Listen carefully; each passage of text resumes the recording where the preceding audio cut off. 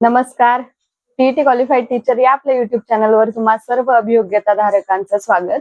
बघा, अखेर 5 वेळांची मुदतवाढ. मुदतवाढीच्या टप्प्यानंतर कालची जी 20 जुलैची अखेरची तारीख होती, त्या 20 जुलैच्या तारखेनंतर कोणतीही मुदतवाढीचं पत्र आलेलं नाहीये. जे काही रात्री पत्र फिरत होतं ते पत्र पूर्णपणे फेक आहे. तर कोणतीही मुदतवाढ देण्यात आलेली नाहीये. त्याचा अर्थ असा की आता मुदतवाढ संपून पुढची प्रक्रिया सुरू व्हायला सुरुवात झालेली आहे. तर बघा, लगेचच काही 1-2 दिवसामध्ये आपल्या सर्वांसाठी प्रेफरन्स देण्याची प्रक्रिया चालू होणार नाहीये.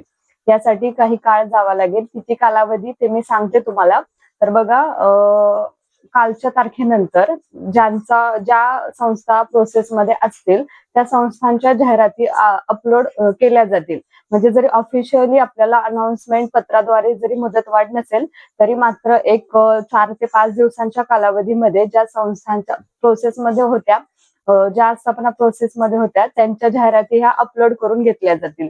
त्यानंतर एक आठवडाभराचा कालावधी जाईल, 8 ते 10 दिवसांचा कालावधी जाईल आणि मग आपल्या सर्वांसाठी प्रेफरन्स देण्याची सुविधा चालू करण्यात येईल. आणि जर संस्था प्रोसेसमध्ये कमी असतील, 1-2 दिवसामध्ये जर हे काम उरकलं तर मात्र आपल्याला एक आठवड्याभराच्या सुद्धा आधीच प्रेफरन्स देण्याची संधी उपलब्ध होऊ शकते. असं मागील फेज 2 मध्ये झालं होतं की एक आठवडा जाहिरातीचा टॅब बंद झाल्यानंतर एक आठवड्याभराच्या कालावधीनंतरच प्रेफरन्स देण्याची सुविधा दिली होती. तर या भरतीमध्ये सुद्धा आठवडाभरानंतर किंवा एक 10 दिवस आपण पकडूया, 10 दिवसांनंतर प्रेफरन्स चालू व्हायला काय हरकत नसावी. जर खरंच सरकारला भरती वेळेवर करायची आहे, शाळांना जर खरंच शिक्षक पुरवायचे असतील तर नक्कीच ह्या प्रेफरन्सला विलंब न लावता ते आपल्यासाठी प्रेफरन्स देण्याची सुविधा हे ओपन करून देतील.